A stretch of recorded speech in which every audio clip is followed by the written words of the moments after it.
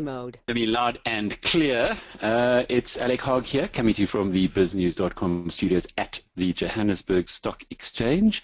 And it's a pleasure to be with you, as always, for this once a month presentation, webinar, call it what you will, where we have a look at our portfolio and see how it's done in the past month.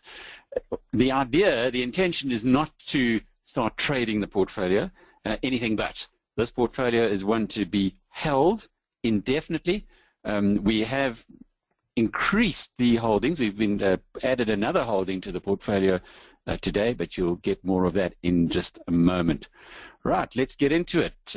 If there are any questions, by the way, just put them into the back end. Stuart is with me in the studio. Hey, Stuart. Hi, good afternoon, Alec, and everyone else. And you'll pick up from your side, then you'll get the questions on. Yeah, we'll pick up the questions as you send them and try interject and make it a sort of conversation as we go along. So yeah, it should be all good.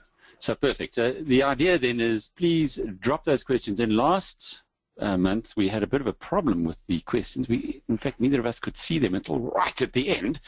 But I am assured by Justin that he's put everything together in the right way.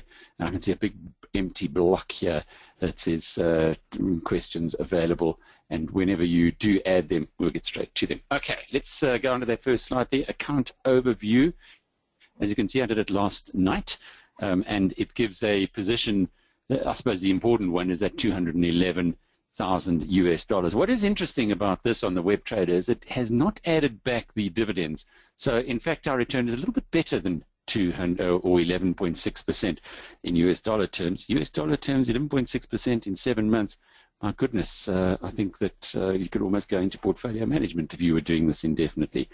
On to the second one, and this will give you the overview of the account. And there it is, the holdings that we do have. We'll show you in just a moment that we have actually added Apple Computer to that. On to the next one, and there it is. Prices at opening versus prices today. This is really the where the major part of this portfolio is. Okay, let's just see. We had a little bit of a technical issue here in the studio, but it has now been switched off. Okay. Vanguard, those of you who are joining us for the first time, and I think we've got 50 people who are on the attendance, which is a nice improvement on last time around. Let me just take you through this portfolio. The intention is to have about a third in the ETF that is tracking the S&P 500 index. In other words, we're buying the market. The Vanguard S&P 500 ETF has a cost of 0.05%. That is 1/20th of 1%. I know here in South Africa, a company like Signia has been screaming about how clever they are at 60 basis points. In other words, 12 times what Vanguard charges, and Signia say they're the cheapest in the market. Well, Vanguard is 0.05%. We love this one, so does Warren Buffett. In fact, he has advised his wife, Astrid, that when he goes, her money will be put into Vanguard, not even into Berkshire Hathaway. That has performed reasonably well. It's sitting at at 29% of the portfolio today from the target of 30%. Reason is that it's actually underperformed the rest of the portfolio. Similarly, Berkshire Hathaway, talking about Warren Buffett, as you can see there where my mouse is now, the percentage of the portfolio is down to 13%. And this is quite obvious because your cost was $30,000 and it's now worth $28,500. That's a big tip for anybody who hasn't bought into this portfolio yet. That's the one to start looking at. Google, another 15% of the portfolio allocated to this one. Really the way, so the structure is 30% into the Vanguard tracker, 15% into Berkshire Hathaway, 15% into Google. Why? Well, because Berkshire Hathaway gives you a good feel of America Inc. and Google gives you the best company in the world. So that's the core of the portfolio, 60% there. And then what we do is put the rest of the portfolio in 8% chunks into 5 stock picks, of which we've had 3 to date. We've now added Apple in this period, and I'll tell you more about that later. And we've still got a little bit of cash left for the final stock pick. So that's the way the portfolio, just to repeat again, 30% Vanguard, 30% between Berkshire Hathaway and Google, and then the final 40% into 5 stock picks. I hope that makes a lot of sense. And so far, so good for the strategy. Of course, this is an offshore portfolio, and the rand is all important. The rand is appreciated, or depreciated rather, by 8% since we launched the portfolio on the 5th of December. We actually launched it in September. We were doing pretty well, and then for technical reasons, we had to start again, which I'll tell you I was quite irritated about because we were already well in front. But what we did do in the beginning of the portfolio was we staggered in the investments over 3 months. So if you haven't been participating yet, don't jump in and follow us immediately. Rather, stagger your purchases over 3-month periods. We started here with an amount of 2 million rand, $200,000, nearest damn it to 2 million rand, or just a little over, and that has grown to 2.6 million rand at the moment. In rand terms, as you can see, quite a nice improvement there. We'll get into the details in just a moment, but the rand has helped us. That's appreciated by nearly 1 rand in the last 6 months against the US dollar. So you just sit without doing anything. You're going forward. The best performances, as you can see, Amazon.com has been an absolute killer, up 46% in rand terms in the last 6 months. And interestingly enough, for the first couple of months we had it, it was going backwards. And then a good set of financial results came through. People reassessed Amazon, and the share price has scooted since then. The other one that's done terribly well has been Novo Nordisk. That's up by 33% in the last 6 months. So those two, Amazon and Novo Nordisk, have kind of distorted the portfolio a little bit. And they're also a little concerning because when the shares run ahead to the degree that these two have, it's hard to say with great confidence you can replicate the portfolio overall. And that's why I say rather, if you're going to be mirroring us, and it's a good idea to do that because every month we can talk it through and tell you what's been happening at the various companies.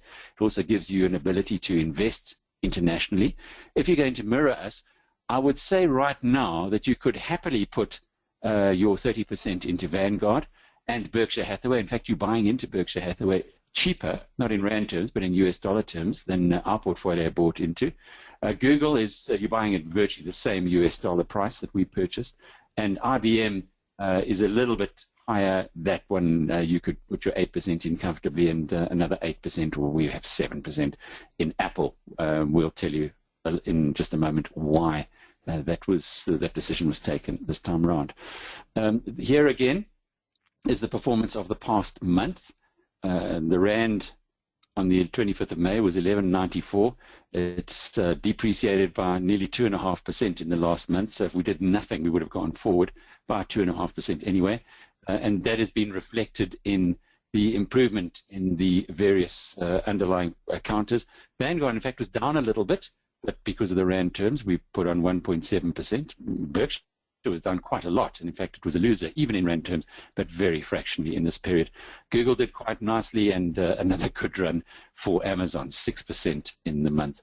Overall, you can look at the cash component, which has improved as well. Okay, let's get into this slide as well, which is the dividend receipts. The receipt that did come through in this period was through Vanguard. It pays out quarterly. We had $1.03 on the 18th of December, then 98 cents and another 90 cents this time around. That cash has been added to our cash pile to give us our overall return. Let's get into the portfolio themselves.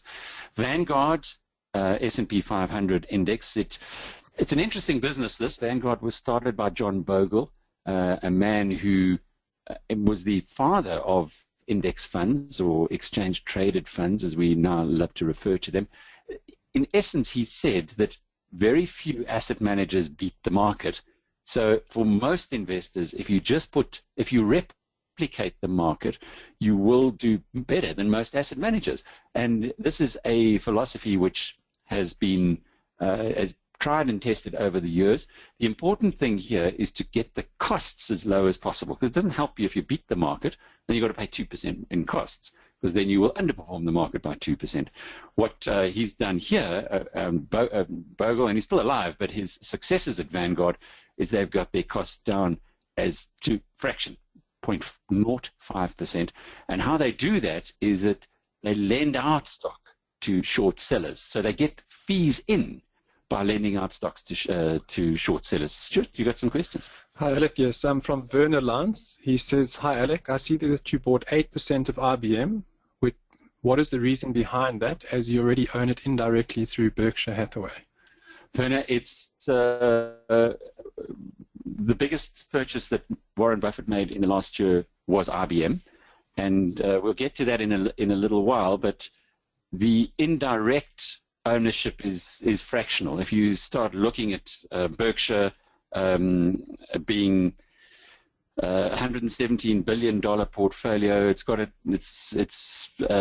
market cap of, it's a 270 somewhere around there billion dollars.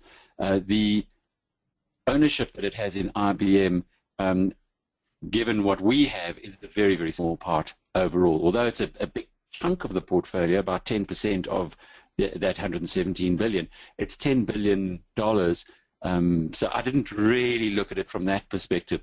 What I did do, though, was see, why did Warren Buffett buy this?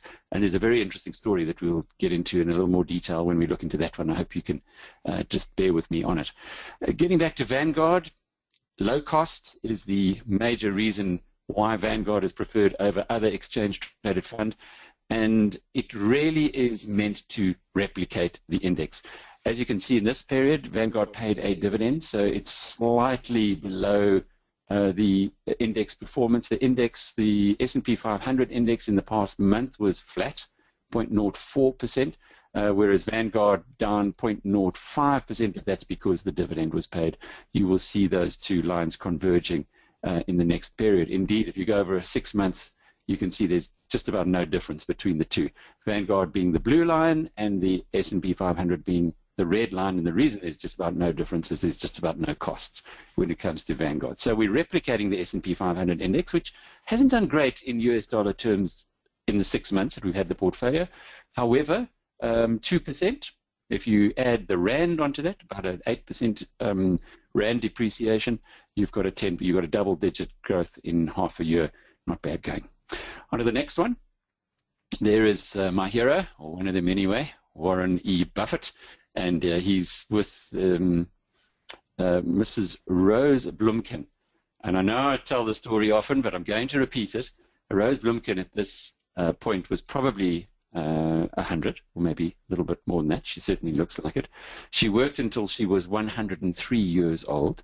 And literally, when you go and visit one day Omaha and you go to Nebraska Furniture Mart, the company that she started, you'll see the size of it is such that she used to drive around on a little scooter, but she did this for many years. Anyway, at 103, she retired, and she died at 104. And Warren Buffett said, there's no good. We now want a retirement age of 104, because when people leave our company, they tend to go into the box. And he was very sad to say goodbye to Rose Blumkin. That's obviously quite an old photograph because she died some years ago. Moving on to Berkshire Hathaway itself. I've done a lot of work on this in the past month. Reason was, together with Standard Bank, we did a Invest Like Warren Buffett group of seminars. It was an hour presentation, very well attended. I wonder maybe some of you were there as well. And it gave me the opportunity to really get back into Berkshire Hathaway and to have a look at how the company is structured and what it's been doing. And more than ever now, I'm excited to be in that stock. Stuart, another question? Yes, Alec. This one's from Dominique Parker. She says, it's my first time following this webinar. I have a question which may sound naive. By replicating the market, are you not putting your portfolio at risk? Should there be a sudden collapse? Yeah, of course you are. But by replicating the market, you are giving yourself a defensive quality. And that's really what we've tried to do by having 1/3 or roughly 1/3 into the S&P 500 index. Dominic, I'll tell you where my thinking is here. As we find stocks, and remember the period to hold these stocks is forever.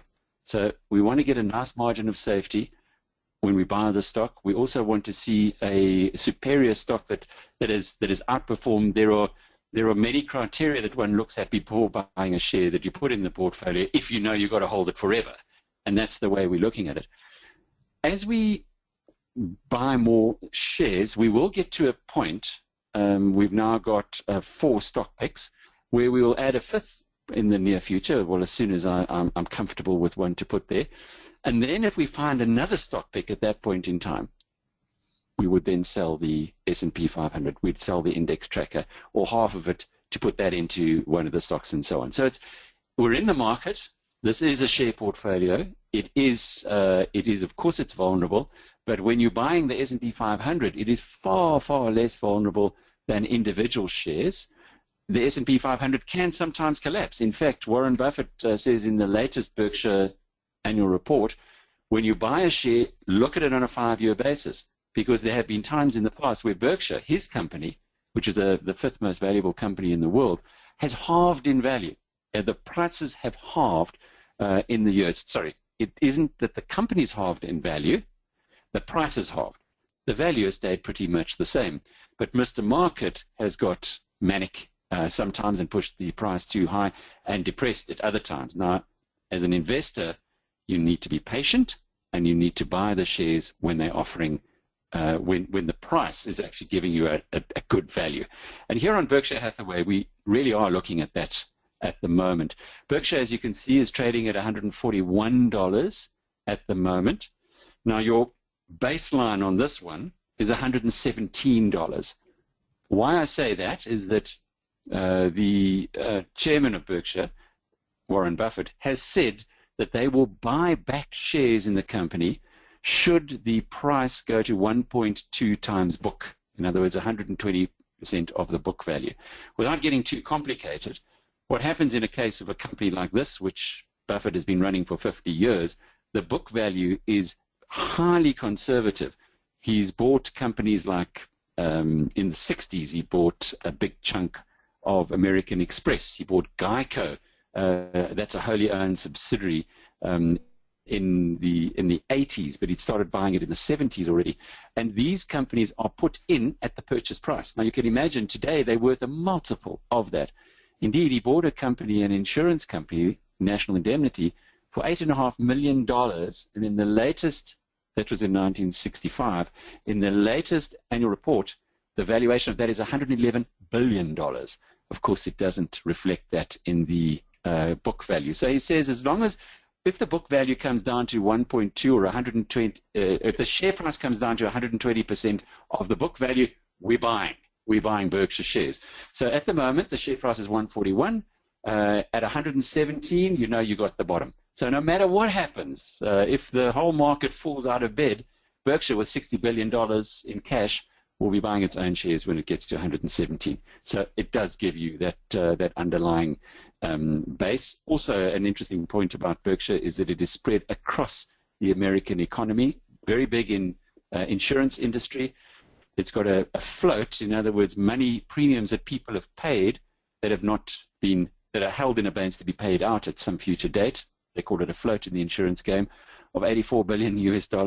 He's also got 80 subsidiaries, including the biggest railroad network in the States, and then a big portfolio of 117 billion, which is concentrated into those 5 shares, including IBM.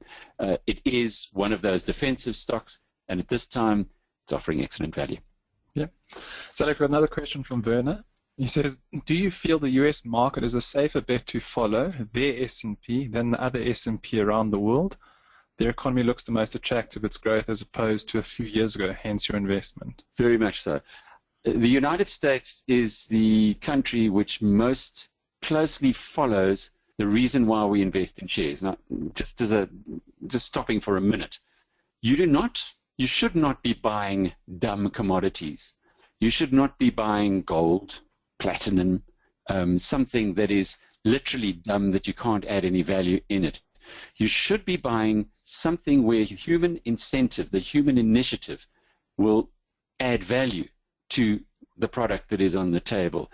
That's what shares are about. Shares are not, and I know a lot of people love commodities shares and they like to buy commodities and they trade the cycles, etc. And that's fine for them. They understand the cycles. For us lesser beings, when we buy into a company, our intention has to be, A, that company is in a good part of the economy, but B, the people who are running the company will be able to apply the most powerful organ or computer, if you like, known to man, our brains, apply their brains to that company to ensure that they generate additional profits. So that is why I look at the market in the world, or the country in the world that is most supportive of this sense, and that is the United States. I'm very happy to be invested 100% in the United States. I know the diversification school will say put some into Europe. I don't like the way Europe is structured. They have got social issues there they haven't even started to understand. The Chinese market is way overpriced by any criteria, and that is because it's a very immature investor there who's been playing it in the same way as they play the horses in Hong Kong. And the South African market, well, our market has done pretty well because of the rand hedged qualities. But if you want to get the purest form of the purest type of share investment, the United States is the place to go. So that's Berkshire, and in the last 6 months, you'll see Berkshire has underperformed. So, Dominic, for people like you who haven't been invested in this portfolio yet, to me, this is the one you can jump into, boots and all. You're paying $141 for the Berkshire B shares now.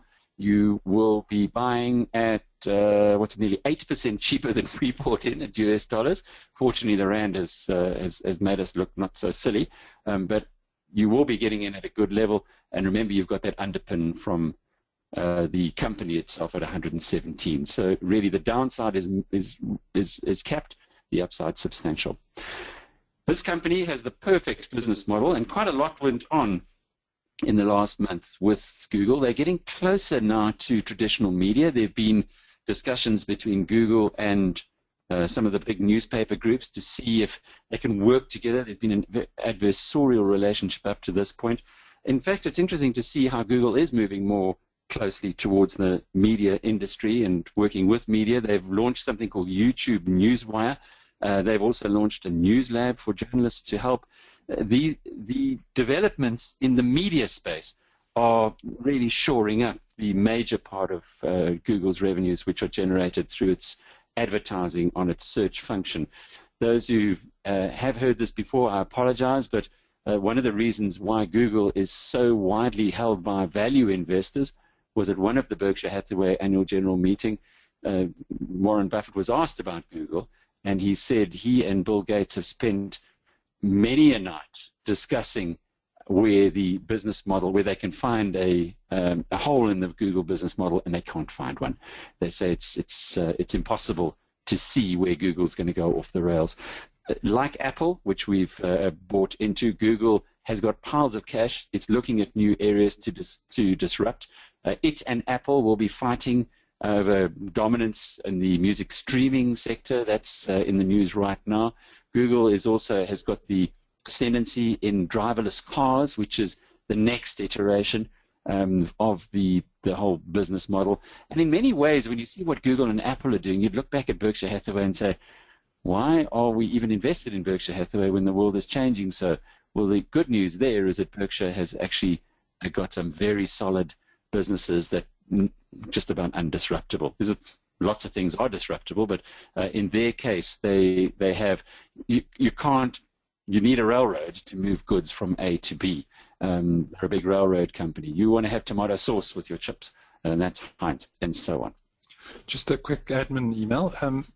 Peter Goodell says he needs to go into a meeting and he wants to know if we're recording this webinar, which he can follow later. Yes, we are, Peter. It'll be on the Biznews site with a transcript in the next couple of days. As it's quite long, it takes our transcriber Tracy a while to get it all done and checked. But it's also, the whole webinar in its full form is also on the Standard Bank website as well. So join us then, Peter.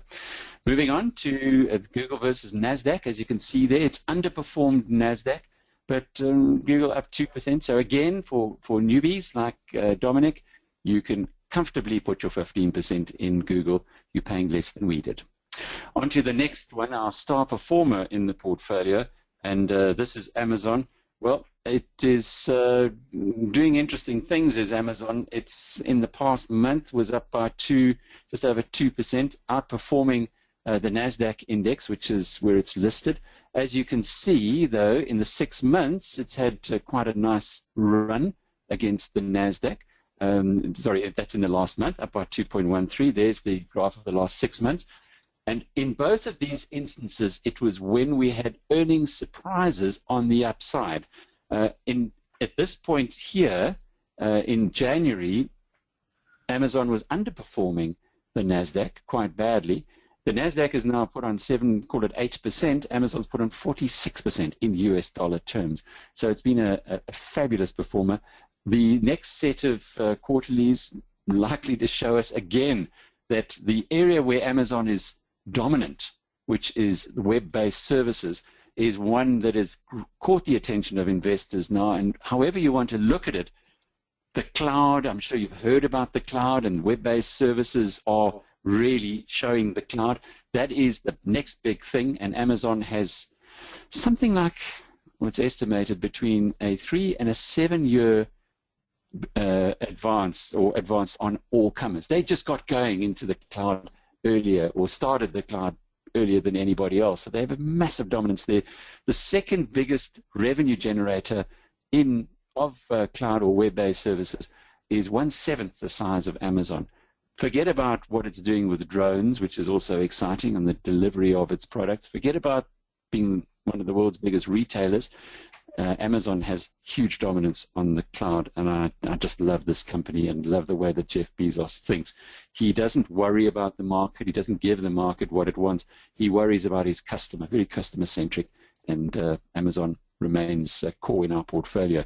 Again, if you're going to be buying it for the first time now, I would say phase it in over 3 months. Buy your 1/3 today, 1/3 in a month's time, and 1/3 a month thereafter. IBM, to return to what Werner was asking us about a little bit earlier, it is a company that Warren Buffett's been buying a lot of. He particularly likes companies that buy back their own shares. IBM has a program, a 5-year program, they're about 3 years into it, of share buybacks. When you are busy buying back your shares, the reality is you don't want the share price to go up as a management team, because if it goes higher, you pay more to get your own shares back. So I don't believe that IBM itself, Jenny Rometty and her team, are too unhappy, given their massive share buyback program, something about $50 billion they're spending, that the share price has not been moving much, and neither should you. You will be able to buy IBM at a lower price than we did. This month, it underperformed, and if you have a look, we've made 4% in US dollar terms on our portfolios against about 2% in the market generally. Certainly good value. The value investors love this one, and the more that IBM buys back its shares, the more value it's going to be giving to shareholders. In the past month, IBM's done some interesting things. It's entered into a strategic partnership with Docker, and that's another new thing. Remember, we spoke about the cloud a moment before. Well, another big thing coming out now is called the container, which Docker is the leader in that, and IBM is partnering with it. Here's, again, one of my favorite stocks, the Novo Nordisk. It has 50% of the world's insulin market. We know that people in developed countries are getting fatter and less healthy. There are more diabetics around today than there was in the past, and likely to keep growing. And if you own 50% of that market and you keep your costs down and keep innovating, as Novo Nordisk, which is a Danish company, does, well, you're in a good place. That's the performance of the past month, up and down. We did have quite a nice jump towards the end of the month in Novo Nordisk, as you can see there, but it's still underperformed the NASDAQ a little. But when you take a 6-month view, it has been a star performer, up by 29% in US dollars in the past 6 months. It's also a great dividend payer, and also has launched a 32 billion Rand share buyback program. So, like IBM, it's adding value by buying back its own shares.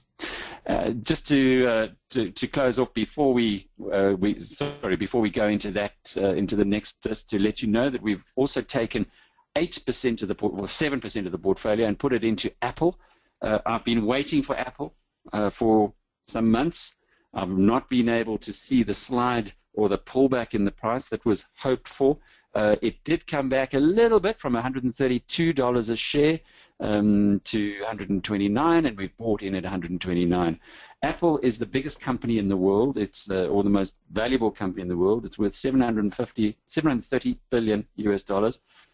Take this for a stat. It's got a cash pile of 200 billion US dollars. That means Apple can pay for government spending in South Africa for the next 2 years. So all the money that the state spends in South Africa, Apple could take its cash and pay all the public servants and all the infrastructure and everything else that the country spends. We've got a spending of about R1 trillion a year. It's got about 2.5 trillion in cash. It keeps churning it. What I love about Apple is that it's on a very reasonable valuation. The price-earnings ratio for this year is 14.5. Now you compare that with a Novo Nordisk at 33 times, and Apple's as good a company. If you look further into the future, you're buying it a year out, next year on a price earnings of about 13. Very, very reasonable value. Is it likely to keep going? I believe so. What Apple's idea is that at the center, they keep the cash rolling in, but they have operations at the outside, like they've just done with the music streaming. And go and read that story on Biznews. It's from the Financial Times of London. We have a license to reprint some of their stories. If you go and read that, you'll see the way that Apple operates is identifies markets, attacks them with some of its brightest people, and disrupts them entirely. It's also got plans for driverless cars, although Google's been making most of the running. Apple's been very secretive on this one. And if you think driverless cars are science fiction, Volvo recently launched its program to have 100 of the driverless cars driving around in Gothenburg. So next time you visit Sweden, don't get freaked out when you see a car next to you that doesn't have a driver in it, but it's doing in the traffic what you would be doing.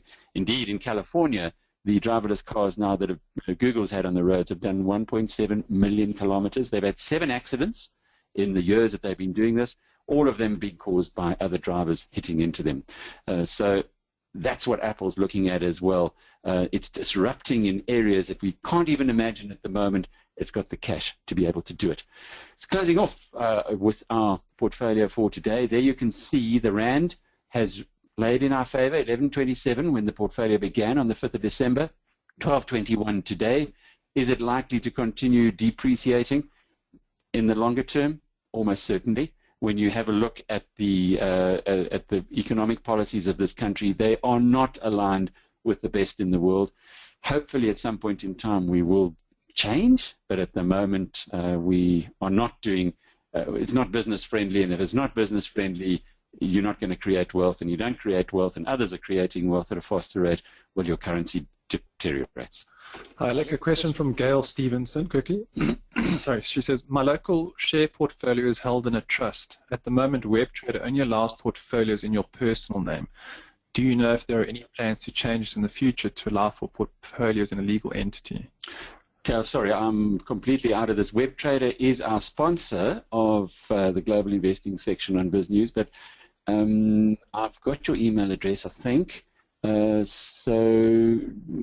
if you just drop me an email, I'll send it on to Stuart and Fatima at WebTrader, and they can answer a lot more eloquently than I would be able to. All right, I know we've overdone our time by about 5 minutes. I hope you are happy to have indulged me. If there's no more questions, we will just finish off then by showing you that in the month, the portfolio has done really nicely. We've had a good run again by Amazon.com, and a nice improvement there by Google, bringing us up to around 9% since inception. And if you see that cash is up by 8%, you can see that the Rand profit of this portfolio, which is now running at 16% overall, is really been pretty handsome. If you haven't invested in the portfolio yet, just to go through these, you can phase in. You could purchase your Vanguards immediately as your Berkshire Hathaways and as your Googles. Phase in over the next 3 months, Novo Nordisk. You can buy IBM immediately and Apple, which we've just bought, but phase in over 3 months your Amazon.com. Pleasure to be with you. We can be back again next month. We'll let you know beforehand. And if there are no more questions, Stuart, I think is there one left? One last one to do. Yes, Peter Podolson just says many thanks, guys. No question. Pleasure, Peter. And thanks, everybody, for joining. We will have this transcribed and up on Biznews in the next couple of days.